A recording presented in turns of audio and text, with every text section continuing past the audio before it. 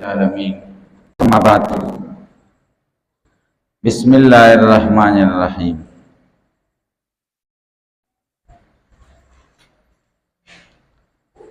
وحديث د طلحه ابن عبید الله رضی الله عنه کی یو دو مسئلے پاتې وي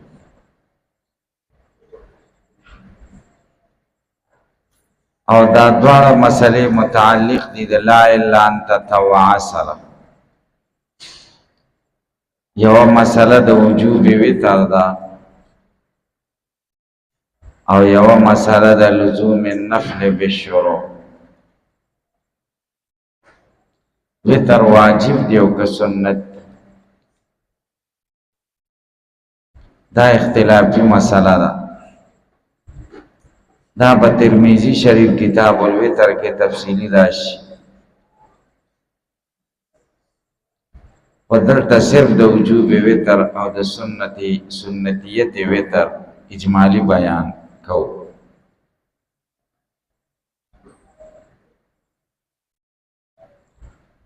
درې خبرو ته خیال کوئ اول بیان د مذاهب په مسله د وجوب وتر کې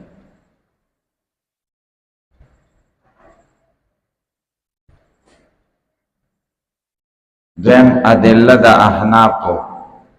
په مسله د وجوب وتر کې او دریم ادله د ائمه ثلاثه او جوابونه د احناف د دوی دلیلونو ته اول بحث بیان د مذاهب د احناف په نس وتر واجب دي او د ائمه ثلاثه په نس وتر سنت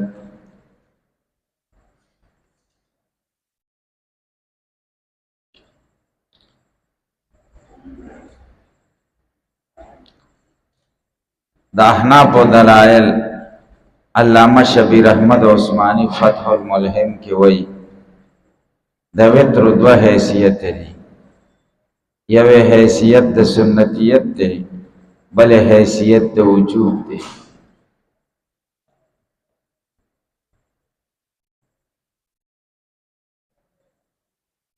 د سنتیت جهت دا دی چې په ټولو رکعاتونو کې قرات دی لکه سنتو کې چې ټولو رکعاتونو کې قرات دی دویم دا دی مستقل وقت ورته نشته سنت تم مستقل وقت نه دریم دا چې د فرض تابع دي سنت هم د فرض تابع څلورم دا د فرض مکملات دي سنت هم د فرض مکملات دي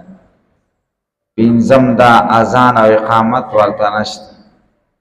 لکه سنت ته چې اذان او اقامت نه دا جهاد د سنتیت دی او جهاد د وجوب دا دی چې د دې په ترک وعید راغلی دی لکه د فرض په ترک چې وعید راغلی د سنت په ترک خو زبردست وعید نه دی راغلی د دې په ترک وعید په ګڼو احادیثو کې راغلی چې وجوب وتر ته معلومیږي دا په دلایل د وتر وجوب شي اول دلیل د خارجه ابن حذافه حدیث دی چې رسول الله صلی الله علیه وسلم فرمایلی ان الله امدکم بصلاه هي خير لكم من حمر النعم الا وهي الوتر الله زیادت را وستل تاسو ته بمانځه هغه تاسو ته د سرو خانو نه غوره دی خبردار هغه وتر دی الله تاسو ته زیات کړی دي نو دا مزید شو او مزید د مزید علیه د جنس نه نو مزید علیه خو فرضو نو دا هم فرض شو او په خبر واحد فرضیت نه ثابتې کې نو موږ مرتبه د وجوب او واجب هم په کولو کې د فرض په شان حکم د فرض دی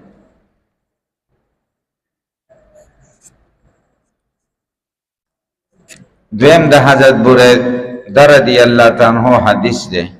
چې پتر کې وتر پکې وعید راغله رسول الله صلی الله علیه وسلم فرمای من لم یوتر فلیس منا سوک چې وتر اونکي هغه زمونږ نه ده نه دای جهاد د وجوب شي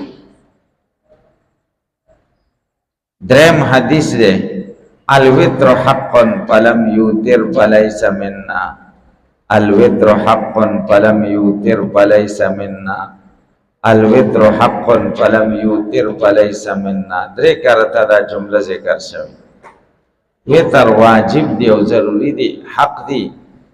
چا چې وتر ونکړه هغه زمونږ نه ده دومره وعید په ترک د سنتو نه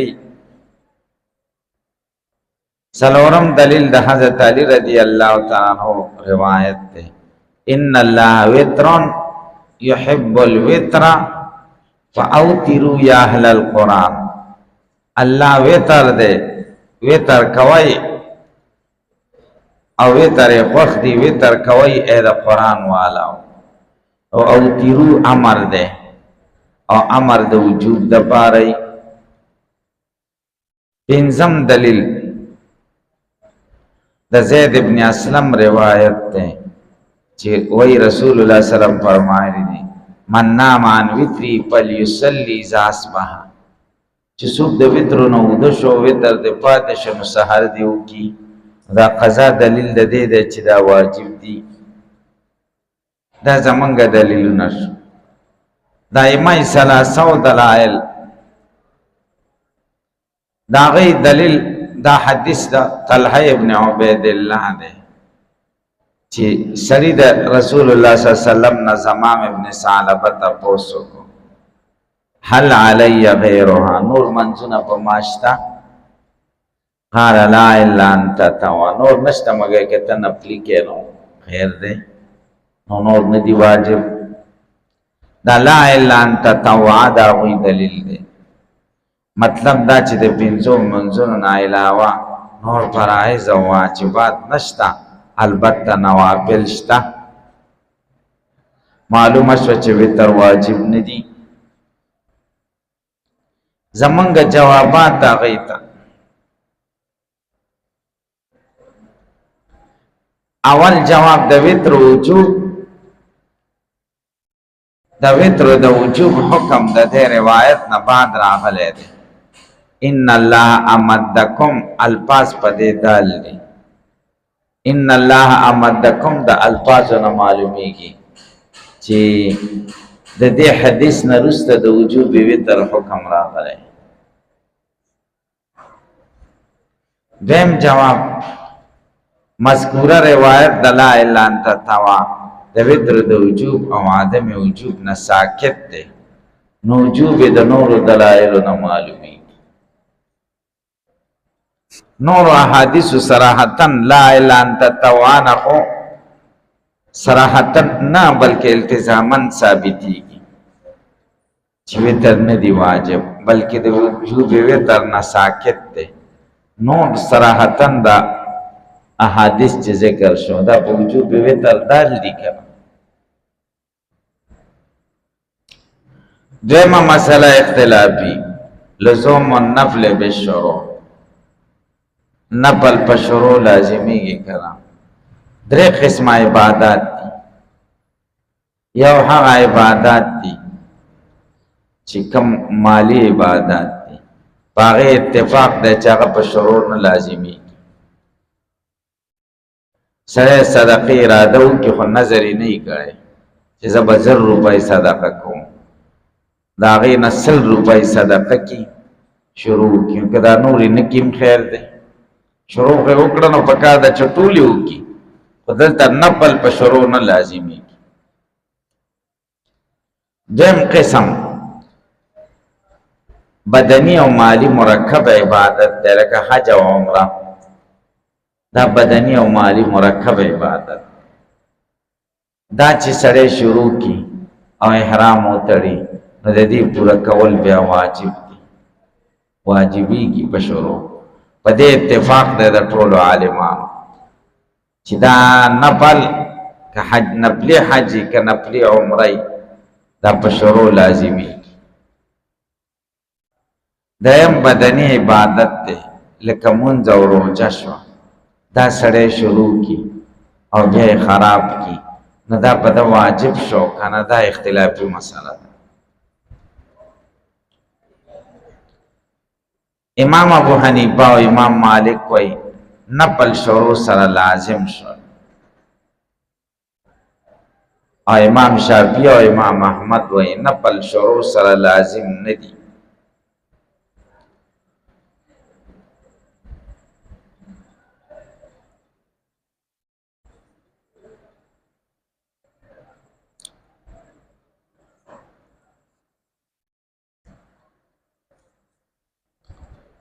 دا احناف دلائل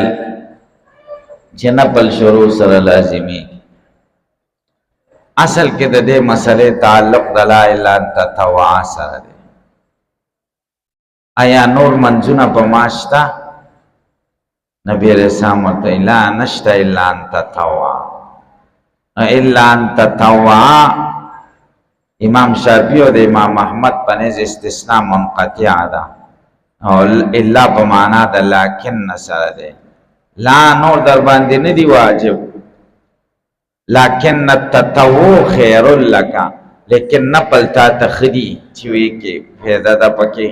ای وی معنا داسې ده. نو مخکې فرائض ذکر شو او مستثنا کې چې کوم ده التطوع خیر لک، دا مستثنا د جنس د مستثنا منه نه نشو، استثناء منقطع شو. او د امام ابو حنیفه او امام مالک پنځ استثناء متصله ده، لا الا ان تشرع بالتطوع. نور در باندې نشته مگر کته په نفل کې شروع کې دام در باندې واجب شو. په مستثنا کې بیا واجب ذکر شو، په مستثنا منه کې فرایض دي،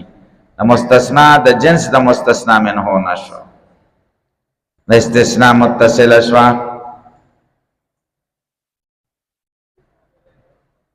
زمونږ بنیز استثناء متصله ده او د شوافی او بنیز استثناء منقطع ده. زمونږ دلائل، اول دلیل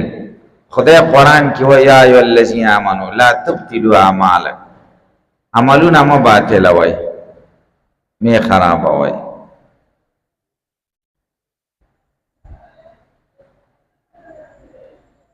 تاسو په خبره شو پوه شئ.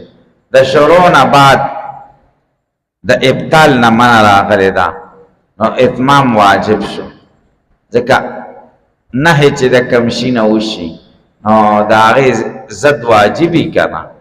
د ابطال نه منع راغلی ده، د هغې ضد اتمام دی، دا واجب شو. دین دلیل زمونږه ام سلمه رضی الله تعالی عنها وی ما نفلي روژه نیولې وه او د سوجه نه مې ماته کړه. رسول الله صلی الله علیه وسلم راته وفرمایل ان تقضي یوما مکانه، د دې په ځای به ته یوه ورځ بله روژه نیسي قضایي به راوړې. دا حدیث دارقطني کې ذکر دی. نو ګورئ د شروع نه وروسته ماته کړه، نبي علیه السلام ورته د قضا حکم وکړ. معلومه شوه چې شروع باندې عمل واجب کیږي. دریم دلیل حضرت عائشہ رضی اللہ تعالی عنہ فرمائی کنت انا و حفصہ صائمتین، زو حفصہ روجہ داریو فہدیت لنا شاتن، چا ہدیہ کے گڑ روڑو. رسول اللہ صلی اللہ علیہ وسلم راتو فرمائل روجہ ما تکی وقضیا یوما مکانہو، تدی بزے بیورز بل روجہ ونی سی. او مسند احمد کے داسی دی سوما یوما مکانہو، روجہ ونی سی دا دی بزے باندی او بل ورز. نو نپلی روجہ خراب اکڑو دا قضا حکم او که خو نپلی بشرو لازم شوی و ذکر قضا خو نپلو کی نئی. سلورم دلیل زمونگا حدیث الباب دے لا الا تطوع، لا الا تشرع بالتطوع، کہ تاسو شروع پر نپلو کی اوکای.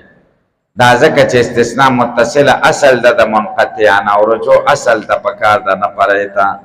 دا زمون څلور دلیلونه شو. د شوافیو د حنابلو دلایل، هغوی اول دلیل د نسائی روایت ده چې رسول الله صلی الله علیه وسلم نفل روزه نیولې وه او بیا به افطار وکړو. تپوس به وکړو کور کې سشته که نه،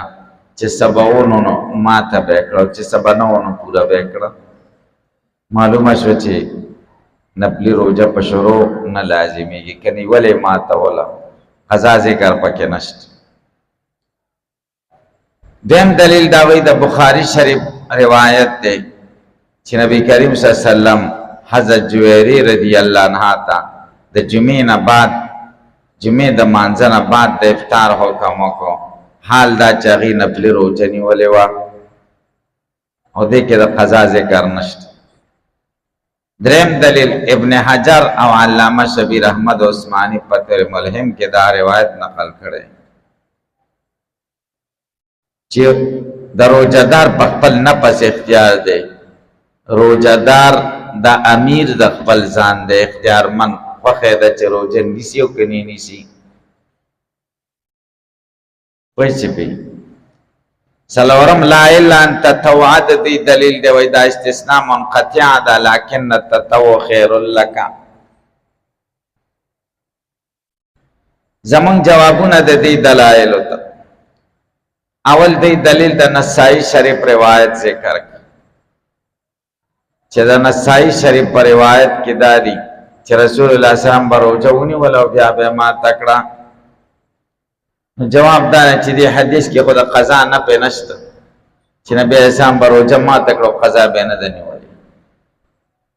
که تاسو وایئ چې قضا یې نیولې ده نو څه دلیل دی؟ نو موږ وایو چې قضا یې نه ده نیولې، څه دلیل دی؟ فما هو جوابکم فهو جوابنا. روزه یې ماته کړې ده او قضا یې راوړې ده. دیم د حضرت جویری حدیث په روایت کې د افطار حکم دی، د قضا نه پې خو ورسره نشته. جمعې مانځه نه وروسته پې روزه ماته کړه، مطلب دا نه دی چې ورته ویل چې قضا مه نیسه. کوم ځای کې دي چې ورته ویلي چې قضا مه نیسه. دریم د امیرون علی نفسی روایت د دې استدلال نه دی. د حدیث مطلب دا دی ما ته وګورئ چې چا روزه نه یې نیولي نو دی اختیارمند دی، سبا لکه روزه نیسي او که نه نیسي دی امیر په نفس دی. دا معنا نه چې ویې نیولی دی امیر په نفس دی، بیا اختیار سلب شو، بیا به پوره کول پې واجب دی.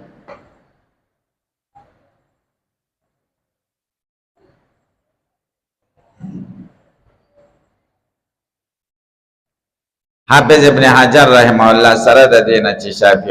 شافعي مسلک والا دی او شیخ الاسلام علامه شبیر احمد عثماني فتح الملهم کی اصل استثناء منقطع متصله ګرځولې ده.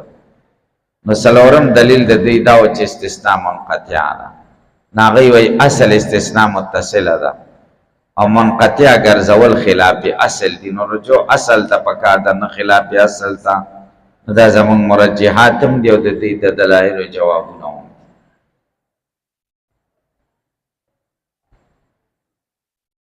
واه باب اتباع الجنائز من الايمان وبه قال حدثنا احمد بن عبد الله بن علي المنجوفي قال حدثنا روح قال حدثنا عمرو عن الحسن ومحمد عن ابي هريره رضي الله عنه ان رسول الله صلى الله عليه وسلم قال من اتبع جنازه مسلم ايمان ويحتسبا وكان معه حتى يصلي عليها ويفرغ من دفنها فانه يكثر من الاجر في قيراطين كل قيراط مثل احد ومن صلى عليها ثم رجع قبل ان تدفن فانه يرجع من الاجر في قيراط. قال عمرو عثمان المؤذن قال حدثنا عوف عن محمد عن ابي هريره رضي الله عنه عن النبي صلى الله عليه وسلم نحوه. باب اتباع الجنائز من الایمان. باب د په بیان د جنازې پسې تلل دا د ایمان حصه ده. دعوه د باب سره او مناسبت مخکې باب سره سره او شرح د باب او د حدیث. دعوه د باب بیان د یوې شعبې کوي د شعبو د ایمان نه چې هغه اتباع الجنائز جنازې پسې تلل او د جنازې منځ کول او غرض رد په مرجع او متکلمینو چې ایمان ذو شعب نه ګڼي ایمان ذو شعب دے، اتباع الجنائز دا پکې داخل دے، او هر ذو شعب مرکبی او هر مرکب یزید و ینقصو. عورت په جهمیه راغی چې ایمان صرف معرفت ته وایي.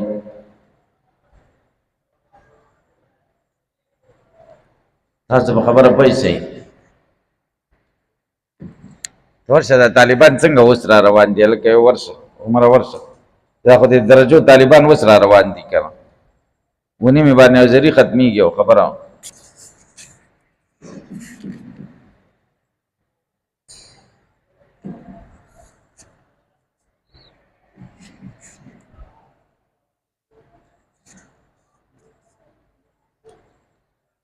تاسو په خبره پوه شئ. او علامه رشید احمد گنگوہی رحمه الله وای غرضی ترغیب د مسلمان ته په کولو د دې خصلت دا خصلت ځان کې پیدا کړي. دیم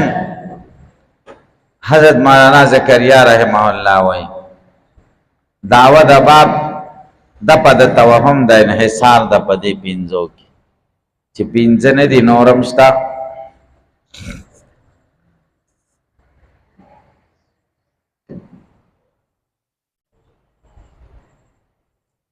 تاسو په خبره پیسې کې به پوي هلکه د وړې دورې یو طالب په کورسۍ کې نه وړې دورې نه بغیر بل طالب مره پرېږدي. شپږو درجو طالبان مره پرېږدي هلکه شپږو درجو طالبان واپس کړي.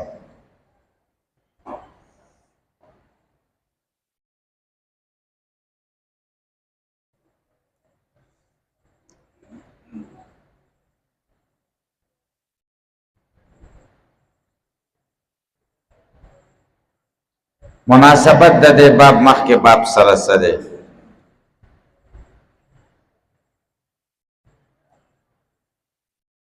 مخکې باب کې دا و چې الزکات من الاسلام، باب الزکات من الاسلام. زکات دې کې هم د یو محتاج حق پوره کیږي او جنازه کې هم د یو محتاج ضرورت پوره کیږي او حاجت.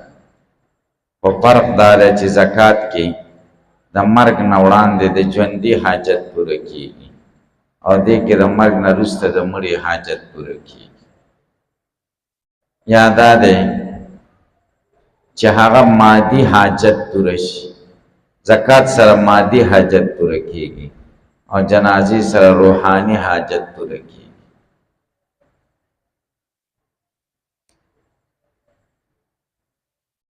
نو اتباع الجنائز دام د مسلمان یو حق او ادب دی او زکات هم د مسلمان یو حق او ضرورت دی. نو دواړو په منځ کې مناسبت واضح. شرح د باب اتباع الجنائز من الایمان. اتباع شاتتلو ته وایي د مړي سره تلل، د مړي جنازې سره روانې شاته به روانې د جنازې پسې که مخکې بځې. شوافی او حنابلو مسلک دا دی چې مخکې بځې او احناف وایي شاله به تلل غوره دي. او دا اتباع دا لفظ چې راغلی دی دا زمونږ دلیل دی د احنافو. شوافی وایي مخکې بځې ولې؟ ځکه دا مړی مجرم دی او د مجرم نه چې څوک سفارش او دا جنازه والا سفارشیان دي. مجرم نه چې سفارشیان دي نو سفارشیان مخکې رواني، مجرم شاته رواني. نو مخکې تک غوره دی چې خلک مخکې رواني او جنازه یې وروسته روانه کړي. او احناف وایي نه چې مجرم دی نو غسل دی ولې ورکړه، کفن د سپینې جامې دی ور واغوستې او خسته خوشبو دی پې ولګوله. دا مجرم داسې مجرم خو خیرنو جامو کې چې سړي زړه پې وسوځي مجرم نه دی، بلکې میلمه دی. او دا خلک چې ورسره روان دي دا د میلمه سره استقبال دپاره ځي، آخري ځای له رسوي. خار نه سړی وځي او خلک ورسره رواني بار ملک له ایرپورټ پورې ورسره خلک ځي که نه، نو دا اوس بار ملک له روان دی، بل ملک ته عالم برزخ ته روان دی. د برزخ د غاړې پورې ورپسې دا مسلمانان یاران دوستان خپلوان او ملګري ځي. که دی مجرم وی نو مجرم خو بیا شالی نو دی د امام نه مخکې په جنازه کې ولیږدي. مجرم خلک مخکې کوي نه وروسته کوي، مجرم نه دی نو مخکې تک غوره نه دی وروسته تک غوره دی.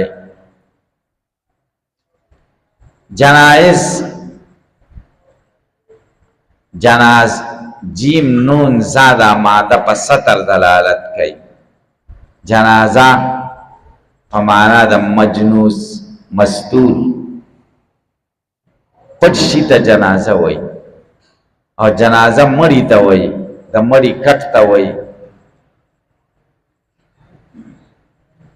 او جنازه ورته ځکه وایي چې پټه ده، مړی خلک د خلکو نه پټوي که نه، ځکه که پټې نه کړي سترګې به هم پټې وتي او پوزه هم کږوي او خوله هم چې بنده نه کوي نه تړې، نو خوله یې ځنې ونه تړې، خوله یې وازه پاتې شي بیا نه راټولېږي. نو خلک دا نه غواړي چې ښکاره کړي، نو ځکه ورته جنازه وایي.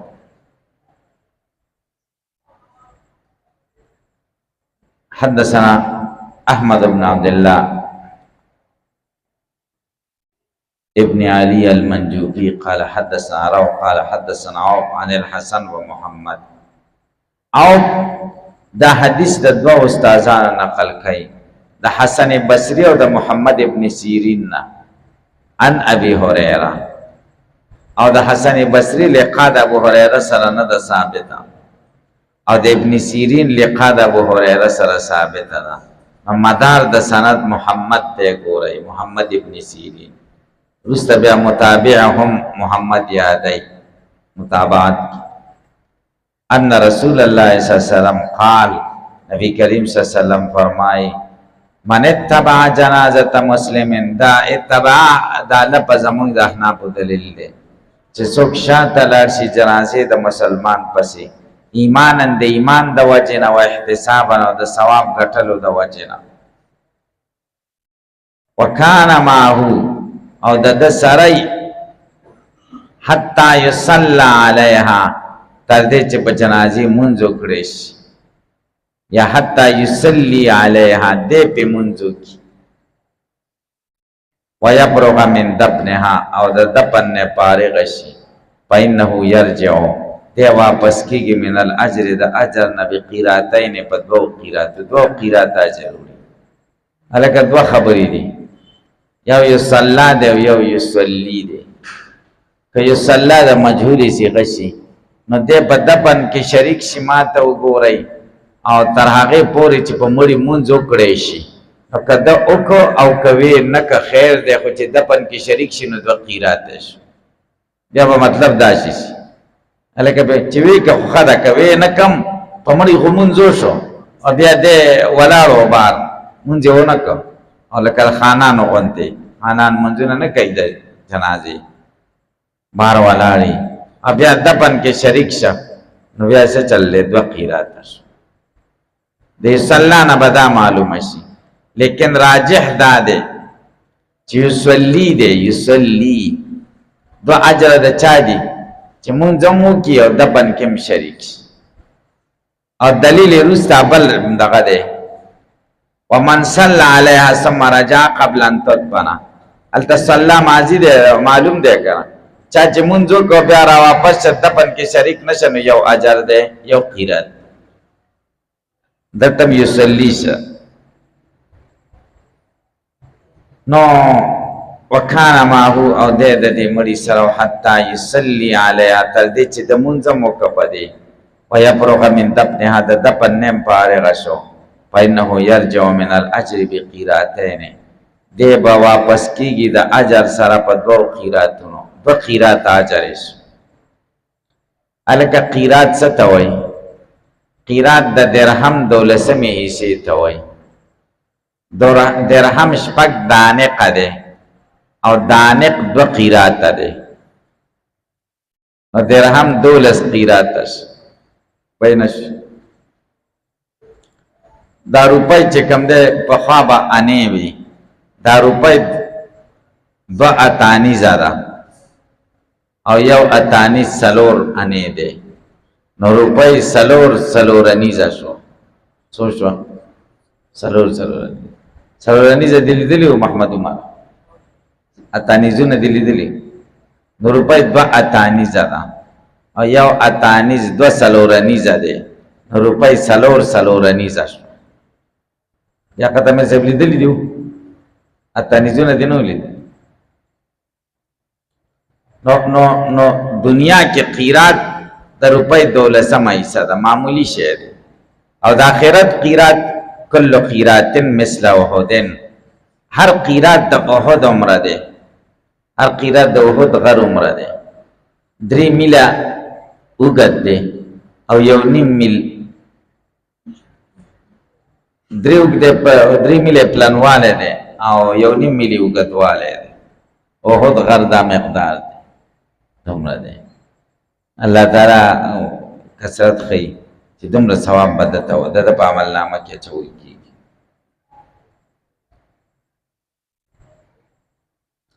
ومن صلی علیها چا چې مونږ کو په دې جنازې ثم رجع بیا را واپس قبل ان تدفن مخکې د دې نه چې مړی خښ شي تدفین کې حصہ وانه خستا فإنه يرجع من الاجر بقيرات دیرا واپس کیږي د اجر نه په یو قیرات سره یو قیرات راوړي ته د یو قیرات ثواب شي خو ګورئ شرط پکې څه دی چې څوک جنازې پسې لاړ شي ایمانن و احتسابا د ایمان د وجې نه لاړ شي او ثواب د وجې نه لاړ شي زمونږ د پښتنو جنازې ایمانن و احتسابا ډېرې کمې الا ماشاءالله او د سیاسی خلکو جنازې دا خو بالکل قیرات نه چې 4 انیز پیدم پکې نشته هغه ځان سره کیمرې والا به ولای کنه پلان کی جنازه کې شرکت وکړو پلان کی ځای کې دعا کې شرکت وکړو او کټ کې کینه چې څنګه لازم چت کې الله سوچت پکې راوخ دا ښه کار دی که غلط کار دی سیاست دغه فائدہ مولانو له وکړه چې دا ثوابونو نه اخلاص تاسو ګورئ کنه ګورئ ثوابونه نه مولیان اخلاص کړه ته مولا له سیاست دغه نقصان وکړه چې جنازم د مولا اوس فائدې شو ایمانن و احتسابا د ثواب د کنه دغه د خلکو د خوشاله ولو کمه جنازې لږی چې کم کې تمای چې د خلکو وټونه دی بیا به راکی د وټونو لالچ چې نه نو هغه جنازې لږی قسم کلاړي تاسو په خدای خنو کوي چې نه دي جنازې تاسو دې خبرې د مالک سوچ وکړئ د پلان کې دعا لاله او بس خخي وکړه چې لاړه کما او شرکت وکړه خلک سره خبره او چې جنازې لاله او جنازه کې مدا ټول احتساب ایمانن و احتسابا نه دي ثواب د پاره نه دي تاسو یقین وکړئ د خلکو د خوشاله ول او بیا چې جنازه کې سړی بګوري چې هغه څه دعا ورته ځان ورخي چې راغله الکه چاله چې راغله هغه خو لیدلې که ایمانن و احتسابنی خو هغه خو لیدلې نو نور یې سکه تاسو خبره پوه چې کې په پوه نشي مناسبت د حدیث د باب سره په معنی تبع جنازه مسلمین ایمانن و احتسابن کړي او حدیث کې مو چې اتباع الجنائز من الایمان تابع عثمان المؤذن دا عثمان المؤذن دا فاعل د تابع دی او هو مفعول مقدم دی او دا هو روح تراجی دی سند کې چې حدثنا روح قال حدثنا عوف عن الحسن و محمد روح خود عوف شاگرد دی نو عثمان مؤذن هم دغه شاگرد دی د عوف قال حدثنا عوف عن محمد عن ابي هريره النبي صلی الله علیه وسلم والتدا سے چلو چې د روح په سند کې د عوف دو استادان ذکر شوی دي حسن بصری او محمد ابن سیرین او د عثمان مؤذن په سند کې صرف یو استاد ذکر کړی دی دا او هغه څوک دی محمد ابن سیرین دی ځکه تاسو تماویل چې مدار د سند اسناد څوک دی محمد ابن سیرین دی د حسن بصری لقاء د ابو هريره سره نه ثابته تاسو په خبره باندې پیسې کې په پوه نه شئ. دویمه پیدا پکې